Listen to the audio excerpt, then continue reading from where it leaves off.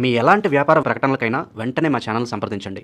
అందరికి నమస్కారం. నేను శిరీష. ప్రస్తుతం మనతో పాటు ఉన్నారు తంత్ర జ్యోతిష్యులు, జ్యోతిష్యరత్న, జ్యోతిష సామ్రాట్ చింతలపు మందరావు గారు. గురుగారితో మాట్లాడతాం. నమస్కారం గురుగారు. మాతృదేవోభవ, పితృదేవోభవ, ఆచార్య దేవోభవ. ఓం నమో మాందేశ్వరాయ నమః. అందరూ బాగుండాలి, అందరికీ మంచి జరగాలి. గురుగారు, ఈ మే మాసంలో ధనుసు రాశి వారికి ఎలా ఉండబోతుంది అంటారు? ఎలాంటి జాగ్రత్తలు తీసుకోవచ్చు అంటారు? ఆర్థిక పరంగా, ఆరోగ్యపరంగా ఈ మే మాసం ఎలా కలిసి వస్తుంది అంటారు? అలాగే గ్రహ గోచారం కూడా ఎలా ఉందంటారు ఈ మాసం? 2026 సంవత్సరం మే మాసం ధనుసు రాశి వాళ్ళకు మాస ఫలితాలు ఎలా ఉన్నాయో తెలుసుకునే ముందు ఈ ధనుసు రాశి గురించి ఏదైనా ఒక ఆసక్తికరమైన విషయం మనం చెప్పుకున్న తర్వాత, ఆసక్తికరమైన విషయం అంటే ఉన్న విషయమే, తర్వాత మాస ఫలితాలకు వెళ్తాం. ఈ ధనస్సు అంటే ధనస్సు అంటే తెలుసు అందరికీ, ఒక విల్లు. అది ధర్మరాశి. ఈ రాశి గురువును సూచిస్తుంది, ఆలయాన్ని సూచిస్తుంది, తండ్రిని సూచిస్తుంది. అంటే ఇక్కడ ఈ రాశి వాళ్ళు యొక్క బలము, బలహీనత అనేవి ఉంటాయి. అది ఎలా ఉంటాయంటే, ఈ రాశిలో పుట్టిన, లగ్నంలో పుట్టిన వాళ్ళను అలాగే వదిలేస్తే నిష్ప్రయోజకులు అయిపోతారు. ఎలా ఉంటే అలా పుట్టారు అంటే వదిలేస్తే వాళ్ళకి ఏం తెలుసో తెలుసుకుంటారు, ఏం తెలుసో వదిలేస్తారు. వీళ్ళని మోటివేట్ చేస్తే, మోటివేట్ అంటే ఏమి, నీ వల్ల కానిది ఏదీ లేదు, నీకు వల్ల అన్నీ అవుతాయి, నువ్వు చాలా గొప్పవాడివి, ఇది చెయ్యి నీ వల్ల అవుతుంది, ఇది చెయ్యి నువ్వు వల్ల అవుతుంది. ఏంటంటే వాళ్ళు చేయలేదంటూ లేదు ఈ ప్రపంచంలో. వాళ్ళు ఈ ప్రపంచంలో చెప్పేసేకంగా ఈ ప్రపంచంలో వాళ్ళు చెయ్యలేదంటూ ఏది లేదు, ఏమైనా చేస్తారు. అంతే వీళ్ళకి మోటివేషన్ చాలా ఇంపార్టెంట్. మోటివేట్ చేయకపోతే మళ్ళీ మామూలుగా వస్తాం, సాధారణంగా ఉండిపోతారు, అందరిలాగా ఉండిపోతారు. మోటివేట్ చేస్తూ ఉంటే అది ఎంత వర్క్ అయినా, ఎంత వర్క్ లోడ్ ఎక్కువైనా, ఎంత బర్డన్ అయినా, ఎంత క్లిష్టమైనా చేసేస్తారు.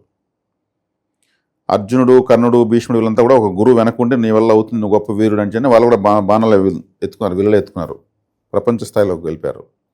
అలా వీళ్ళకు కూడా చేస్తే గొప్ప వీరులు అవుతారు. వీళ్ళు ఎక్కువగా అథ్లెటిక్స్లో ఉంటారు. వాళ్ళు అసలు గాల్లో 50 మెలికలు ఫల్టీలు కొట్టి వచ్చి కరెక్ట్ పాయింట్లు నిల్చుకోవడము, నీళ్ళలో దూకడము, వాళ్ళకంతా వెనకాల మోటివేటర్స్ ఉంటారు.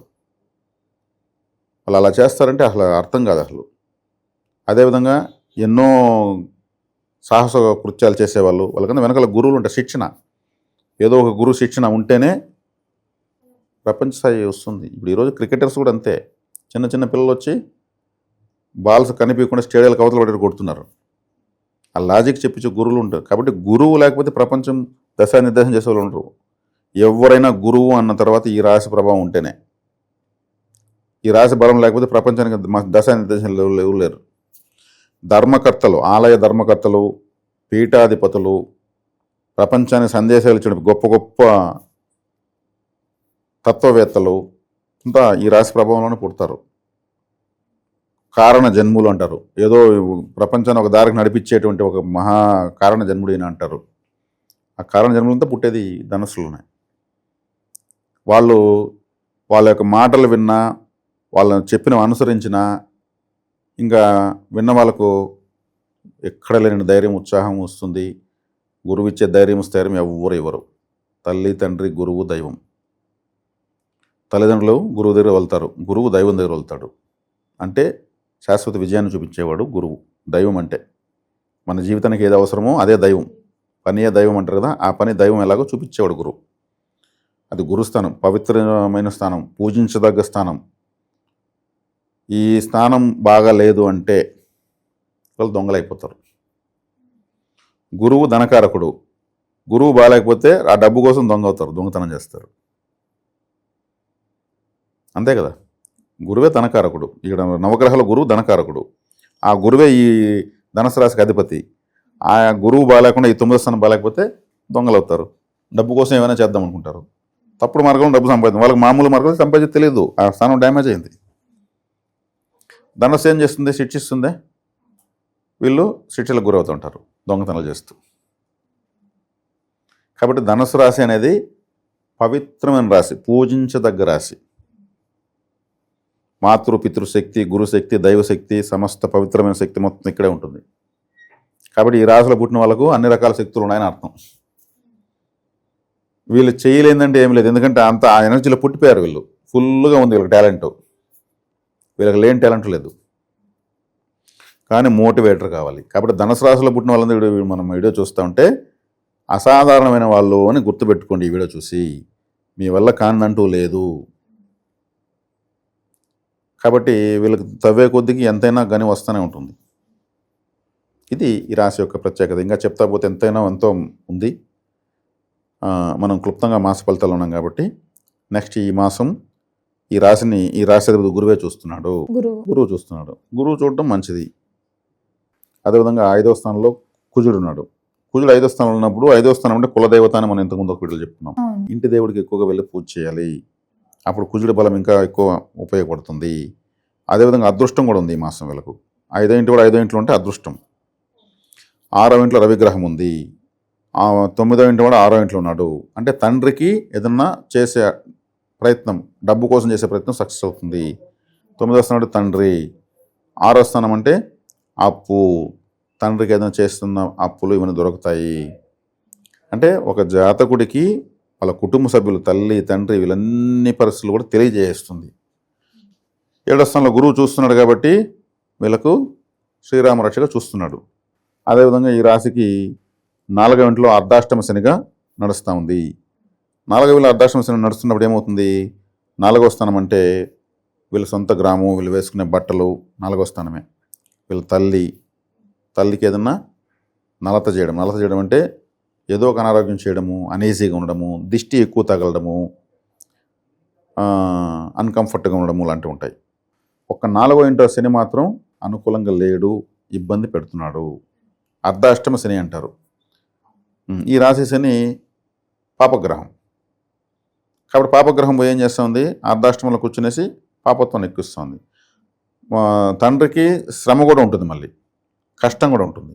ఎందుకంటే రవిగ్రహాన్ని మళ్ళీ శని చూస్తాడు కాబట్టి తండ్రికి శ్రమ ఎక్కువ ఉంటుంది. అదేవిధంగా తండ్రి స్థానంలో కేతు ఉన్నాడు. 9వ ఇంట్లో కేతు ఉన్నాడు. కేతువు అంత మంచిది కాదు. అంటే ఇక్కడ వచ్చేకాడికి కేతువు ఎక్కడుంటే అక్కడ తత్సంబంధమైన ఆలయానికి వెళ్ళాల్సి వస్తుంది. 9వ స్థానం ఉన్నప్పుడు గురువులను ఎక్కువ పూజించడము, తను చిన్నప్పుడు చదువుకున్నటువంటి గురువులు ఎవరైనా ఉంటే ముసలి వాళ్ళు అయిపోయింటే సరిగ్గా కనిపించకుండా వినిపించకుండా ఉంటే వాళ్ళని వెళ్ళి వాళ్ళ గట్టిగా చెప్పి, నేను నీకు సోన్స్ ఇయర్లు నేను స్టూడెంట్ని, అప్పుడు అలా కొట్టేవాడివి తిట్టేవాడివి, నాకు ఇలా మార్కులు వేసి అన్నీ చెప్పి గుర్తు చేసి వాళ్ళతో ఒక ఫోటో పట్టుకొని వాళ్ళకు బట్టలు పెట్టి చెప్పులు వేసి వాళ్ళని చక్కగా సత్కారము అంటారు, గురు సత్కారం చేసి రావడం చాలా మంచిది. లేదా వాళ్ళు లేరంటే వాళ్ళ గురువు పత్ని ఉంటే ఆమెకు, నేను చదువుకున్న సార్ దగ్గర సార్ లేరు, మీకు వచ్చి పలకరించే అదే సత్కారం ఆమెకు చేయొచ్చు. ఇలా చేయడం వల్ల వాళ్ళ బ్లెస్సింగ్, వాళ్ళు ఆశీర్వదించమని ఆశీర్వాదం వచ్చేస్తుంది. ఎవరైనా గురువులు దక్షిణామూర్తి, దత్తాత్రేయ, షిరిడి సాయి, సత్యసాయి, మరి ఇట్లా ఉంటారు కదా అవధూతలు, క్షేత్రాలకు వెళ్ళచ్చు. గాన్గాపూరు గురువుల యొక్క జీవ సమాధులు ఉంటాయి. వీరబ్రహ్మేంద్ర స్వామి, రాఘవేంద్ర స్వామి, ఇటువంటి క్షేత్రాలకు వెళ్ళచ్చు. ఈ రాశి వాళ్ళు వెళ్ళొచ్చు. గురు పరంపరలోకి మహావతార్ బాబాజీ, వివేకానంద స్వామి, రమణ మహర్షి, రామకృష్ణ పరమహంస, వీళ్ళంతా గురువులు. ప్రపంచాన్ని నిర్దేశం చేసిన వాళ్ళు వీళ్ళంతా. ఈ రాశిలో పుట్టిన వాళ్ళని అనుసరించవచ్చు, వెతుక్కుని వెళ్ళాలి. కాబట్టి ఇక్కడ కొంతమంది మహత్యాలు చేసినటువంటి వాళ్ళు ఉంటారు, ఉన్నంత రోజులు అద్భుతాలు సృష్టించిన వాళ్ళు ఉంటారు. గాల్లో అది తీసి ఇది తీసి, ఇంత మాయ మిథ్య, ఇది లేదు, భగవంతుడే శాశ్వతము, ఇవన్నీ గారడీలు అని చెప్పి ఎన్నో చేసి ఉన్నారు. అటువంటి వాళ్ళందరూ కూడా వాళ్ళు చదవాలి, సెర్చింగ్ చేయాలి. ఇప్పుడు గూగుల్లో, యూట్యూబ్లో అంతా వెతికి వాళ్ళ గొప్పతనాలు వినాలి. వాళ్ళు కనెక్ట్ అవుతారు. గురువు భౌతికంగా లేకపోయినా ప్రకృతి శక్తిలో చాలా శక్తివంతంగా ఉంటారు వాళ్ళు. ఇప్పుడు మనం మాట్లాడుతున్నాము, మనకు ఇక్కడ అదృశ్యంగా గురువులు ఎంతమంది వింటూ ఉండొచ్చు, చెప్పలేం. గురువుల యొక్క గొప్పతనాన్ని మనం చెప్తున్నాం కదా, వాళ్ళు క్షణమాత్రంలో వచ్చి వినగలరు.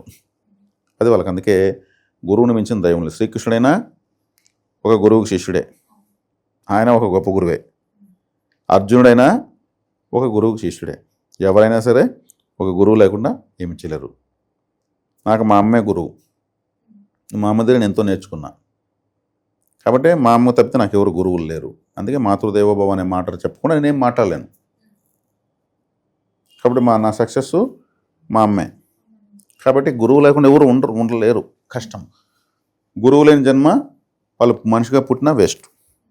కాబట్టి ఈ ధనుసు రాశికి ఈ మాసం ఏదైనా గురుక్షేత్రాలు సందర్శించాల్సిందే.